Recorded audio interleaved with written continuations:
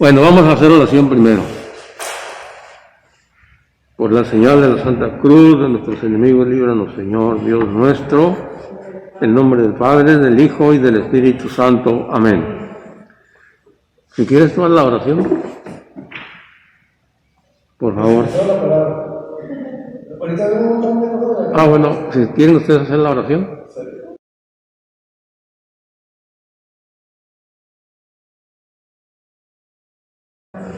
Bueno, la tarea era esta: preguntarle a alguien quién celebró la primera misa y cuándo.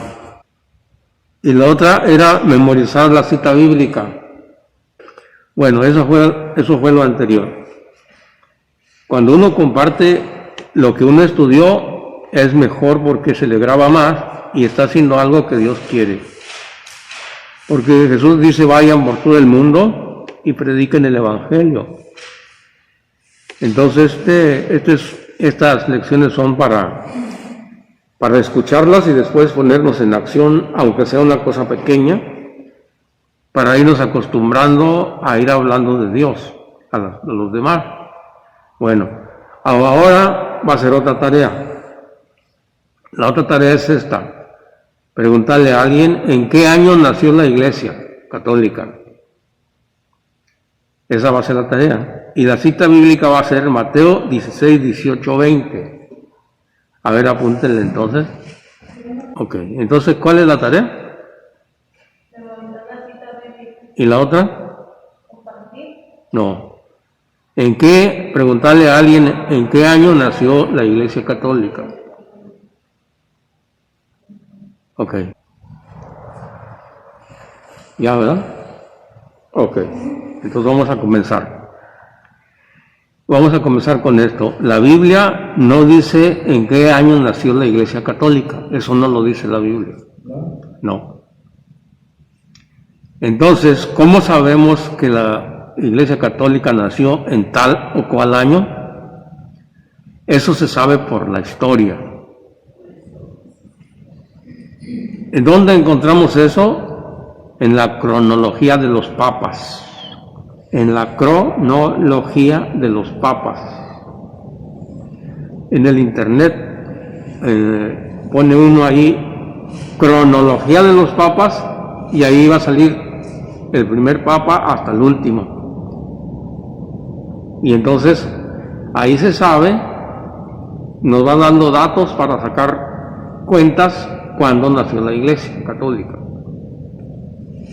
Porque ahí va a decir cuándo comenzó el primer papa. ¿Ok? En Google, cronología de los papas.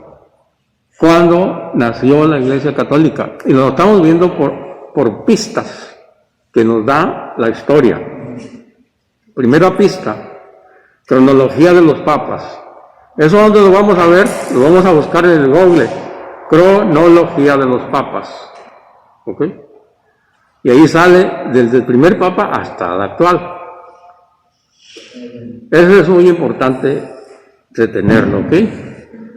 Entonces, ahí en Google les va a decir el primer papa cuándo comenzó. Ok, esa es una pista. La otra pista es esta, que sí está en la Biblia, que ya se la saben esa cita bíblica. Es Lucas 3:23. Lucas 3:23. Si quieres leer, tú búscalo, Tana, para que no lo busquen los demás, y de ahorita vamos a meternos ahí. Lucas 3. No, la tarea de la semana pasada era quién celebró la primera misa. Ok, esa es. Ahora la tarea es esta: preguntarle a alguien en qué año nació la Iglesia Católica. Cosa que estoy seguro que no van a saber. La mayoría, aún los que vienen a misa, y que ya tienen mucho tiempo, tampoco saben. Uno que otro por ahí sabrá. Bien, y la cita bíblica que hay que memorizar es Mateo 16, 18, 20. Entonces son dos cosas la tarea. Bueno, continuamos entonces. Entonces les decía yo que en la Biblia no dice cuándo nació la Iglesia Católica, no lo dice. Entonces, ¿cómo lo sabemos? Por la historia. Por eso les dije que en Google, en el Internet, hay que poner allí cronología de los papas y ahí sale el primer papa y el año en que comenzó. Bueno. Recuerden que esto, primeramente Dios, lo voy a poner en internet para que también después le dé nota repasada si es que me sale bien la grabación, porque a veces no me sale bien. Bueno, continuamos. Entonces, la Biblia entonces no dice en qué año nació la Iglesia Católica, pero tenemos pistas. Una de las pistas es Lucas 3:23. ¿Qué dice, Susana? Dice, Jesús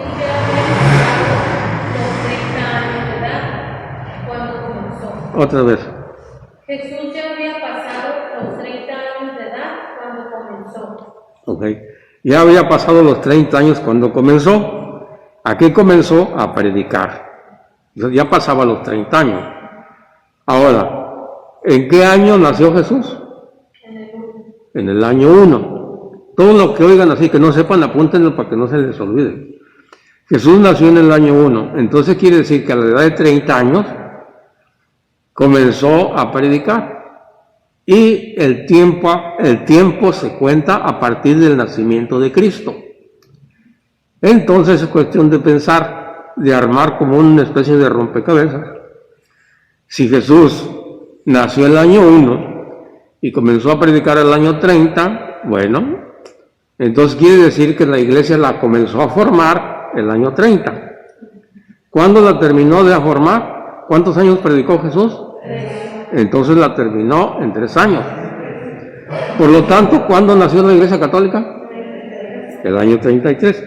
Así es. Solamente así, con base en eso es como sabemos que cuándo nació la Iglesia Católica. Porque eso, cuando ustedes pregunten a alguien eso, es al tío, al sobrino, al nieto, al hijo. Hay mucho donde decir. Aún en la misma parroquia, yo por ejemplo, cuando salen aquí de misa, a veces yo les digo la tarea, les digo, oiga, ¿quién celebró la primera misa? Y se quedan así, porque no saben tampoco. Entonces es una ocasión para evangelizar. Ya cuando uno sabe, empiezan a decir. Eso es importante saber, porque por eso las personas se salen de la Iglesia Católica, porque nadie les orienta, nadie les dice nada. Entonces alguien dice, esta es la iglesia verdadera. Y dicen, oye, pues a mí me dijeron que era la católica, pero ¿dónde dice eso? A ver, ¿dónde está? Pues no saben. Entonces dicen, bueno, pues voy a ver si allá es, porque ya aquí pues, me están diciendo que no, voy a ver si es, y allá se queda.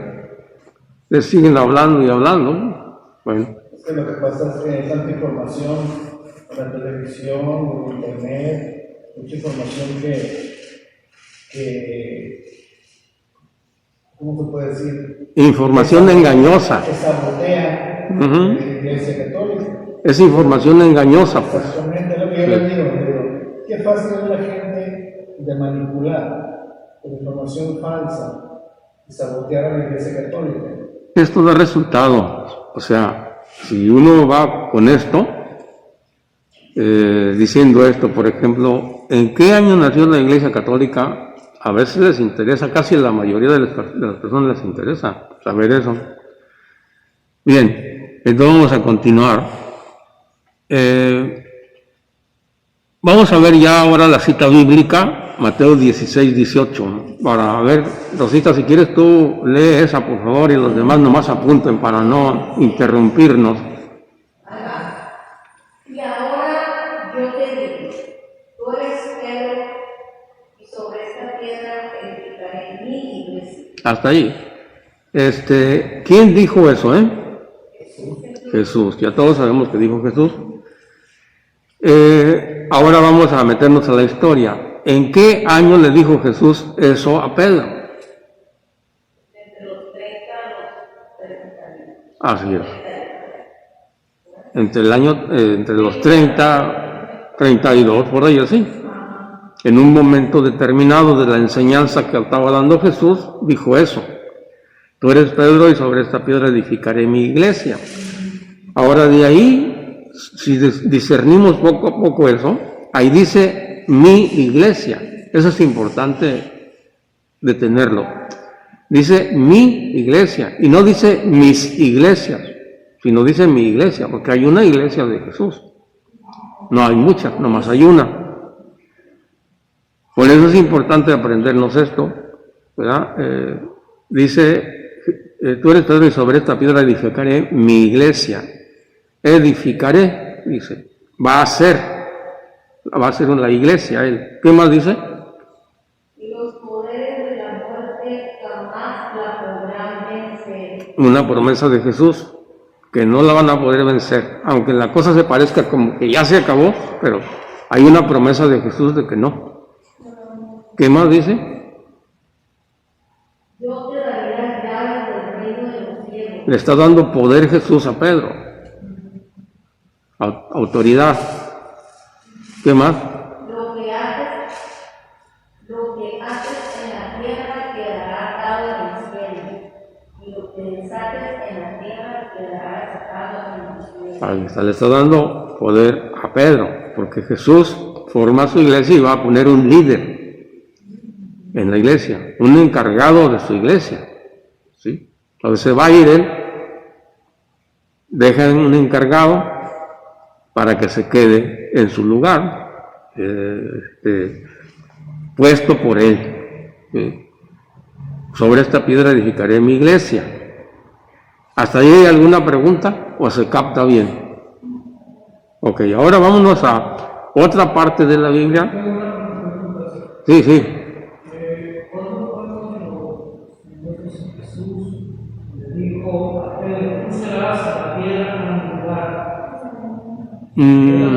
No, eso no dice la Biblia. La Biblia no dice tú serás la piedra angular, eso no dice. No, la piedra angular es Jesús. Así es. No, Pedro no es la piedra angular. La piedra angular es Jesucristo. O sea, piedra principal del edificio. Eso quiere decir. Pero deja como encargado a Pedro de esa iglesia que Jesucristo dejó, donde Él es la piedra principal. Jesús es la piedra principal del edificio, pero Pedro es el encargado. Y qué bueno que dijo eso para aclarar. Si no, no se aclara. Así es. Un dueño de una empresa, por decirlo así, Ajá. que encargado de seguridad de compañía. Así es. El gerente general. Es como una empresa donde el dueño, el empresario, pero él deja a alguien encargado. Muy bien. Ahora vamos a ver, Susana, si quieres ver, por favor, ahora la otra cita bíblica, Juan 21, 15, 19. Estas citas que les estoy dando, nomás apúntenlas. Es Juan 21, 15, 19.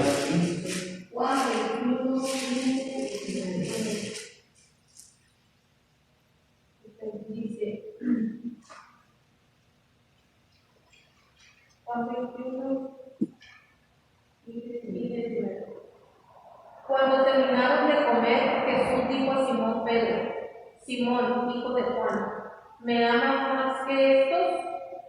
Contestó: Sí, Señor, tú sabes que te quiero. Jesús le dijo: apacienta mis corderos. Okay. Ahí, en esa parte de la Biblia, ahí Jesucristo ya está resucitado. Okay. Ya resucitó, ya pasó todo, resucitó y se encuentra con los discípulos y les sigue enseñando. Pero ahí ya se está despidiendo. Y si se acuerdan que le dijo a Pedro, tú eres Pedro y sobre esta piedra edificaré mi iglesia, ahora le está reafirmando eso. Lee otra vez lo mismo, por favor. Cuando terminaron de comer, Jesús dijo a Simón Pedro: Simón, hijo de Juan, ¿me amas más que estos? Contestó: Sí, Señor, tú sabes que te quiero. Jesús le dijo: apacienta mis corderos. Ok, dice apacienta mis corderos, es decir, dales de comer a mis corderos. Recuerden que Jesús nos dice a todos los que seguimos, nos dice ovejas. ¿Ok? Los corderos son los hijos de las ovejas. ¿Y luego qué más dice? Le preguntó por segunda vez: Simón, hijo de Juan, ¿me amas? Pedro volvió a contestar: Sí, Señor, tú sabes que te quiero. Jesús dijo: cuida de mis ovejas. Ahora dice, cuida mis ovejas. Ya no son los corderos, ahora son las ovejas. ¿Qué más? Insistió Jesús por tercera vez: Simón, Pedro, hijo de Juan, ¿me quieres? Pedro se puso triste al ver que Jesús le preguntaba por tercera vez si lo quería y le contestó: Señor, tú lo sabes todo, tú sabes que te quiero. Entonces Jesús le dijo: apacienta mis ovejas. Ahí está, otra vez le dijo por 3 veces. Primero las corderos y luego las ovejas. Ya se está despidiendo, le está diciendo, estas son mis ovejas, pero te las dejo a ti, que tú las cuides. ¿Sí? Te las dejo, apacienta mis ovejas, dice, se las está dejando. Esas 2 citas bíblicas son básicas para enseñar a otra persona y convencerla que esta es la iglesia que Cristo dejó, porque ahorita hay mucha confusión en eso. Y si no sabe uno decir, pues se engañan las personas, son engañadas. Mientras no les muestre a uno con Biblia, historia y todo eso, las personas no se convencen. Así es. Bueno, ahí están esas 2 citas bíblicas. Ahora bien, ¿esto se entendió bien? ¿Ahí no hay alguna pregunta de esto? ¿No? ¿Se captó? Bueno.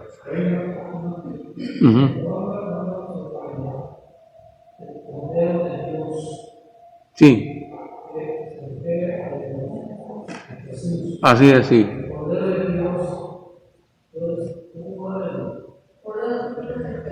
Ok, en este caso no se trata de eso. No, en este caso está hablando de los corderos hijos de las ovejas, es decir, nosotros somos las ovejas y nuestros hijos son los corderos, ¿ok? Los niños. ¿Sí? Entonces nosotros seguimos a Jesús, pero hay niños pequeñitos. Dicho de otro modo también, hay personas crecidas en la fe que son ovejas, y personas que todavía no crecen en la fe que son corderos, también se puede decir así. ¿Me expliqué así? ¿Ya? ¿Se captó? Entonces, pero ahora, lo del Cordero de Dios, así se le dice a Jesucristo en la Biblia, el Cordero de Dios que quita el pecado del mundo. Porque en el Antiguo Testamento ofrecían corderos a Dios para el perdón de los pecados. Sacrificios, sí. Para quitar el pecado. Pero en el Nuevo Testamento nos aclara la Biblia que esos corderos no podían perdonar los pecados. ¿Sí? Cuando viene Jesucristo, que era eso que está en el Antiguo Testamento, era algo que se iba a ver en el Nuevo Testamento, era algo simbólico. Que ahora cuando viene Jesucristo, Él es el Cordero de Dios que sí quita el pecado del mundo. Porque Él nos quita el pecado de nosotros, claro está, si nosotros seguimos su enseñanza, claro. ¿Sí? Si no la seguimos, pues no se puede. Por eso está el bautismo, por eso dejó los sacramentos, ¿ok? Para que Jesucristo viene y Él es el Cordero de Dios que quita los pecados del mundo, pero dejó unos reglamentos. Bautízate, confírmate, recibe el Señor en la comunión, recíbeme en la comunión, ¿así? Confiésate, arrepiente de tus pecados, ¿ok? Bueno, ahora recuerden una cosa, que lo voy a subir al internet para que le sigan dando, porque no es tan fácil aprender todo de un tirón. Se lo digo por experiencia también, o sea, a mí me costó trabajo entender estas cosas. Entonces tiene uno que darle otra vez para que se nos grabe, ¿ok? Pero es bueno anotar las citas bíblicas. La única que queda de tarea es la que les dije, las demás no, pero anótenlas porque es importante saberlas. Bueno, ya vimos dos citas bíblicas, que es la de Mateo 16, 18 y la de Juan 21, 15, 17. Bueno, ahora, ¿qué quiere decir iglesia? Eso sí lo saben, ¿verdad? ¿Qué quiere decir iglesia? A ver, es importante también saber qué quiere decir iglesia, ¿eh? Ajá. Iglesia no quiere decir edificio, ¿eh? No hay que pensar eso. El templo, este es el templo. Este es el templo donde se reúne la iglesia. Somos los bautizados, sí. No, porque tiene que bautizarse para poder entrar a la iglesia. Así es. O sea, bueno, ok, entonces, esto casi la mayoría le decimos iglesia, pero viendo lo que es iglesia ya en la Biblia, es la congregación. Eso quiere decir iglesia, congregación, asamblea, eso quiere decir iglesia. Así que cuando dice Jesucristo, tú eres Pedro y sobre esta piedra dejaré mi congregación, o mi grupo, o mi asamblea, eso es lo que quiere decir. Sí, no quiere decir, y sobre esta piedra dejaré el edificio donde se van a reunir. No, no es así. Sino le voy a decir cómo está la cosa, de otro modo. Todos nosotros formamos parte de la iglesia. Y la Biblia dice que nosotros somos piedras, porque con las piedras se construye un edificio. Entonces el apóstol Pedro nos dice que nosotros somos piedras. Y Pedro es la piedra que le dejó encargado, o sea, en él se edificó la iglesia. Y Jesucristo es la piedra principal del edificio, así va la cosa, o piedra angular, también se puede decir. Entonces, cuando dice Jesús, tú eres Pedro y sobre esta piedra edificaré mi iglesia, quiere decir que Pedro es una piedra encargada, pero aparte de nosotros somos piedritas, o piedras, como quiero decir, que se construye el edificio espiritual, es decir, la iglesia, no un edificio material. Los cimientos. Ajá. Los cimientos son los apóstoles. Y nosotros somos parte del edificio. También los apóstoles son piedras base. ¿Okay? Piedras base. Pero la piedra principal es Jesucristo, o angular, así está en la Biblia. Y ahí les voy a poner la cita bíblica en el internet, porque ahorita no me acuerdo dónde está eso de la piedra principal o piedra angular. Bueno, vamos a continuar. Entonces, iglesia quiere decir congregación. Es importante saber todas estas cosas, porque cuando empieza uno a platicar de esto, hay algunas que algunas personas sí saben. Y si uno no sabe, pues ahí quedó. No, tiene uno que saber todo esto. Tiene uno que ser luz para el mundo. ¿Sí? Bueno. Vamos a continuar. Ahora, ¿qué quiere decir la palabra católica? La palabra católica quiere decir universal. Eso quiere decir. Entonces la iglesia católica es iglesia universal, o sea, es la congregación universal. ¿Sí? La congregación, ¿qué quiere decir universal? De todos, para todos, eso quiere decir universal. ¿Por qué dice así? Porque ese es el mandato de Cristo.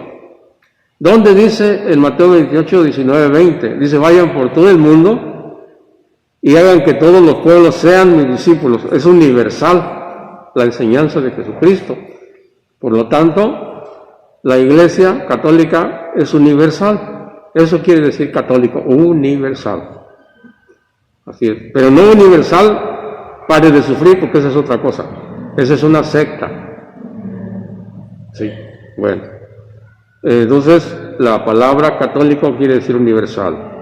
Otra aclaración. La palabra católica no está en la Biblia, así que no hay que buscarla. No está en la Biblia.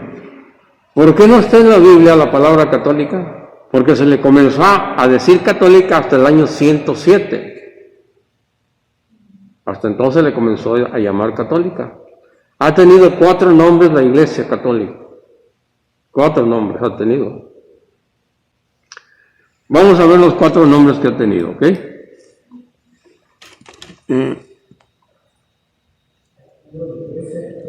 Hechos, vamos al primer nombre. El primer nombre que tuvo la Iglesia Católica fue El Camino.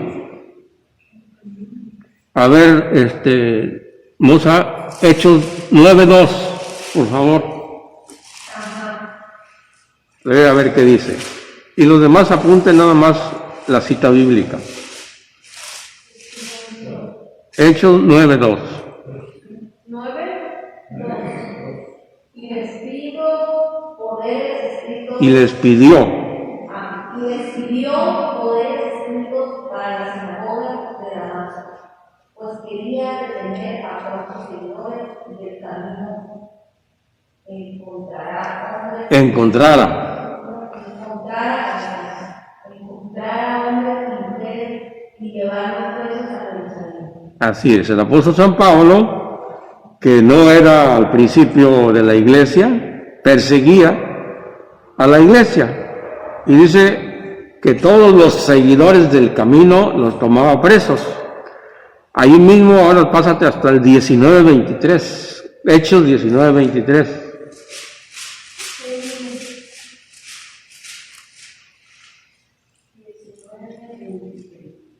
Fue en ese tiempo cuando se produjo un gran tumulto de la ciudad a causa del camino. Así fue cuando hubo un desastre, un problema difícil a causa del camino, es decir, a causa de la iglesia de Jesús, porque así se llamaba el camino. ¿Por qué le decían el camino? Porque Jesús decía: yo soy el camino, la verdad y la vida. Entonces les decían: ahí van los del camino. Ahí van los del camino, les decían, ¿ok? Bueno, ese fue el primer nombre. Segundo nombre, vamos a ver. El segundo nombre es cristianos. Hechos 11:26. A ver tú, Susana, lees por favor eso. 11:26. Hechos 11:26. Y los demás ya no le busquen para que no, nomás apunten. 11. Hechos 11:26. Dice: y apenas lo encontró, lo llevó a Antioquía. En esta iglesia trabajaron juntos durante un año entero, instruyendo a muchísima gente. Y fue en Antioquía donde los discípulos por primera vez recibieron el nombre de cristianos. Así es. Entonces ahí está otro nombre, cristianos. Cristianos, así es. Ahora vamos a ver otro nombre también. Ha tenido 4 nombres. Otro nombre más. Ese está en Hechos 24:2-5. A ver, ahora tú, Mositano. Hechos 24:2-5, tú lee, por favor. Hechos 24:2-5. Fue llamado Pablo, empezó. Déjale una introducción para que se entienda. Déjale una introducción y después le sigues. Mira, ahí el apóstol Pablo lo toman preso. Ya él se convirtió y ahora sigue a Jesús, ya está en la iglesia de Jesús y lo toman preso porque los judíos, cuando vieron que Pablo se cambió a la iglesia de Jesús, entonces lo persiguieron a muerte. Lo agarraron preso y lo llevaron al gobernador. Ahí está con el gobernador y ahí está compareciendo ante el gobernador para hacerle juicio. Y ahí está un abogado que está acusándolo. Vamos a ver qué dice. ¿De qué lo está acusando? Dice: fue llamado Pablo, Tértulo. Tértulo empezó su acusación. Excelentísimo, gozamos de gran paz gracias a ti y a las reformas que supiste promover para el bien de esta nación. Todo esto lo reconocemos de mil maneras y en cualquier lugar. Estamos plenamente agradecidos, pero no quisiera usar más de tu tiempo y solamente te ruego que no escuches un momento con tu grada comprensión. Nos consta que este hombre es peor que la peste, crea divisiones entre los judíos de todo el mundo y es un dirigente de la secta de los nazarenos. Oye lo que dice, es un dirigente de la secta de los nazarenos. También le dijeron secta. En ese tiempo se le llamó secta. Ahora hay que entender qué quiere decir secta para que entendamos bien. ¿Cómo? Así es. Secta quiere decir un pequeño grupo que se sale de una iglesia principal o de una congregación principal. ¿De dónde salió la iglesia de Jesús? Que eran 12 apóstoles nada más, de los judíos. Por eso le dice secta, porque es un pequeño grupo. Que ya cuando se hace grande ya no es secta, sino se convierte en una iglesia grande. Por eso, ahora los que se salen de la iglesia católica son sectas, porque son pequeños grupos. Y por último, el otro nombre, católica, que no está en la Biblia, el nombre católica no está en la Biblia, se lo puso el obispo de Antioquía, donde le llamaron primeramente cristianos, ahí también se le comenzó a llamar después católica, a la iglesia que Cristo fundó. ¿Se acuerdan que allí en Antioquía le dijeron por primera vez cristianos? Ahora en el año, de Antioquía pues era antes del año 107. Hay que recordar que el Nuevo Testamento está escrito entre el año 50 y 90, por ahí así, ¿ok? El Nuevo Testamento, donde cuentan esto. Pero ya en el año 107 ya es otra fecha, ya no entró ese libro en la Biblia, ya no. Porque hay que recordar que hay muchos libros todavía de los apóstoles escritos, de los sucesores de los apóstoles. Por ejemplo, Ignacio de Antioquía era uno de los sucesores de los apóstoles, un obispo que estaba en Antioquía en el año 107, y él escribe eso. Él hace una carta dirigida y dice así, donde esté el obispo, ahí está la iglesia católica. Y es un escrito histórico. Así es. Entonces, ahí está. Bueno, ahora les voy a dar otro dato. Los que no son católicos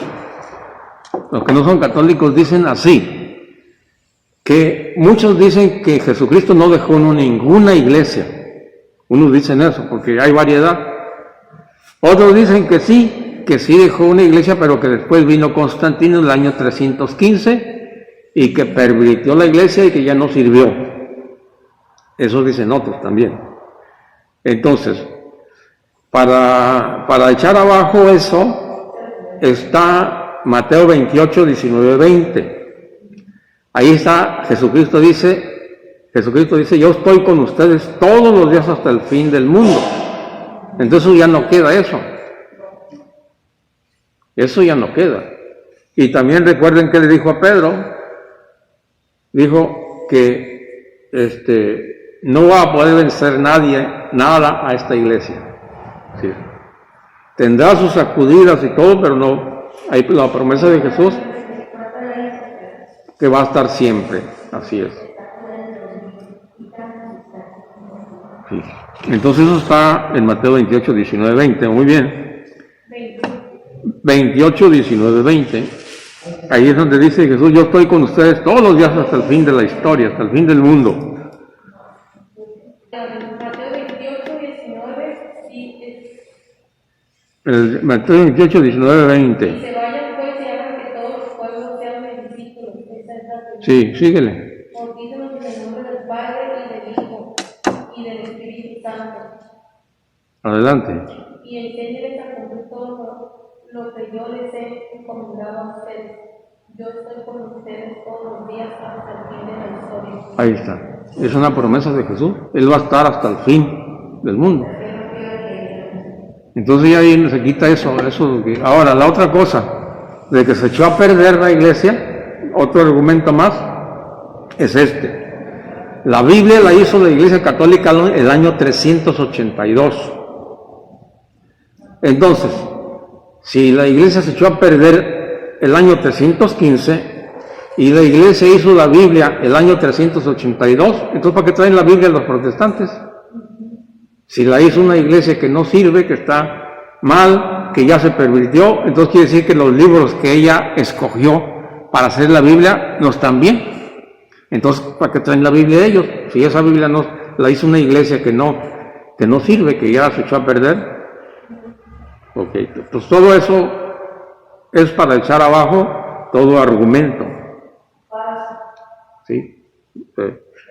Si se fijan cuánta cosa tenemos que aprender para nosotros ser luz para los demás, ser luz para el mundo. Por eso es que las personas se salen de la iglesia porque no tienen formación bíblica. ¿Y por qué no hay formación bíblica? Porque somos flojos, una de las razones. Y aquí lo comprobamos, miren, yo anuncio y no vienen. Entonces, esa es una de las cosas. Y les voy a decir algo que nosotros, los católicos, tenemos una responsabilidad muy grande delante de Dios.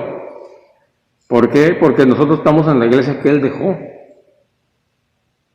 Y si no somos luz para el mundo, pues nos va a pedir cuenta. Porque no sabemos orientar a las demás personas. Entonces, por eso tenemos que prepararnos. Y no es que yo lo diga, lo dice el Catecismo de la Iglesia Católica, dice que no conoce la Biblia, no conoce a Cristo. Y ahora, otra cosa, por último, porque ya se nos está acabando el tiempo, en el Catecismo de la Iglesia Católica nos dice así, nos dice, fuera de la Iglesia no hay salvación. Ahorita les digo dónde está. Hay que entender esta cosa bien. Es el número 846. Ahí dice, fuera de la iglesia no hay salvación, en el número del Catecismo de la Iglesia Católica. Fuera de la iglesia no hay salvación. ¿Eso qué quiere decir? Ahorita les voy a explicar. Ahí mismo explica cómo entender esto. Dice así, ¿cómo entender esta afirmación? ¿Cómo entenderla? ¿Cómo debemos entender esto?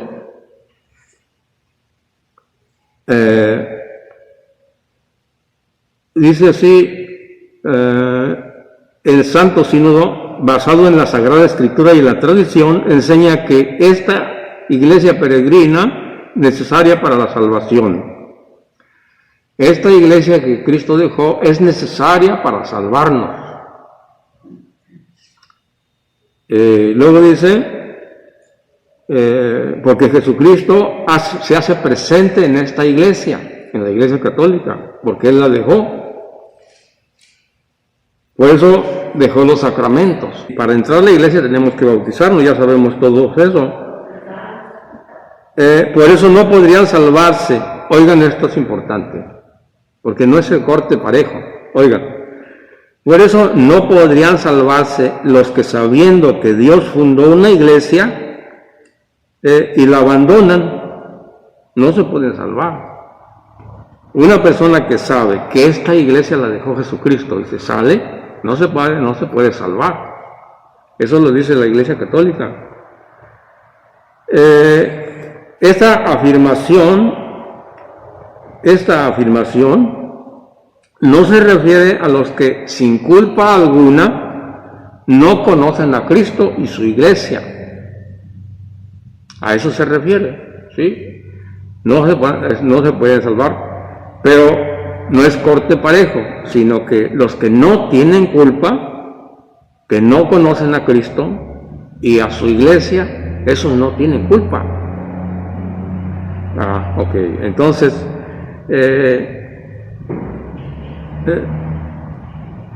dice aquí que esas personas que no conocen a Cristo se salvan siguiendo su conciencia, lo que les dice su conciencia, ¿verdad? Que así pueden conseguir la salvación. Claro que esta conciencia debe tener las características de los mandamientos de Dios, porque el apóstol San Pablo nos dice que los paganos tienen en su conciencia los mandamientos de Dios.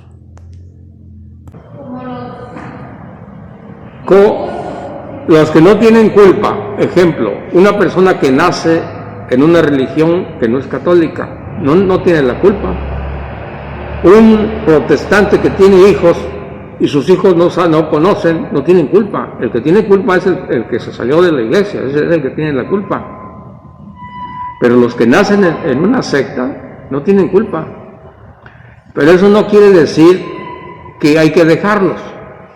Aquí nos dice también el catecismo que hay que evangelizar. Es decir, hay que decir, esta es la iglesia que Cristo fundó, no hay otra. Para que las personas pongan atención y escuchen lo que uno dice. Ya si ellos no quieren escuchar, ya es otra cosa. Pero uno va a decir eso. ¿Sí? Cosa que a veces no nos gusta. Porque uno dice, no, pues ¿cómo le voy a decir a esta persona? Ya después no me va a hablar, no sé qué. Pero eso lo dice la iglesia también, que hay que evangelizar, que hay que enseñar al que no sabe. Aquel que no conoce a Cristo, hay que darlo a conocer. Aquel que está en otra iglesia que no le de Cristo, también hay que decirle. Y así ellos no quieren creer, bueno, pues sí sabrán, pero uno tiene el deber de hacerlo. Porque debemos ser nosotros luz para el mundo y sal de la tierra. Ok. Entonces, por eso no puede uno decir a alguien así, oye, tú estás en otra iglesia, ya estás bien, quédate allá. Con que quedas en Dios ya. No es correcto eso. O también, a veces se dice así, es lo mismo. Allá hablan de Dios y acá también hablan de Dios, es lo mismo. Eso es relativismo y eso no es correcto, porque no es lo mismo. No es lo mismo una Biblia de 73 libros que una Biblia de 66. No es lo mismo donde no hay Eucaristía que donde hay. No es lo mismo donde se confiesan las personas que donde no se confiesan. No es lo mismo donde no creen que la Virgen María es la Madre de Jesús y que es virgen. Entonces, y así le vamos buscando más cosas y hay más cosas. Entonces, no es lo mismo. Eso no es correcto. Porque tiene que hablar de lo que uno sabe, sin discutir, sin pelear y con paciencia. Así es, con paciencia. Y volvemos a repetir, eso sucede porque nosotros no evangelizamos, no orientamos, es decir, hay una persona en casa, un sobrino, nieto, lo que sea, un pariente, que lo andan conquistando los protestantes, y van con nosotros y no les sabemos decir nada, pues se van. Pues se van porque no sabe uno, no le sabe uno informar, porque no sabe uno tampoco. Entonces, por eso se van para allá. Entonces, eso no hace falta. Y de eso, pues, ustedes y yo sabemos que mucha gente se ha salido de la Iglesia Católica, mucha. Ya hay una iglesia por aquí, otra por acá y por donde quiera. Por donde quiera hay sectas. Es negocio. Y es negocio también, sí, así es cierto. Más que nada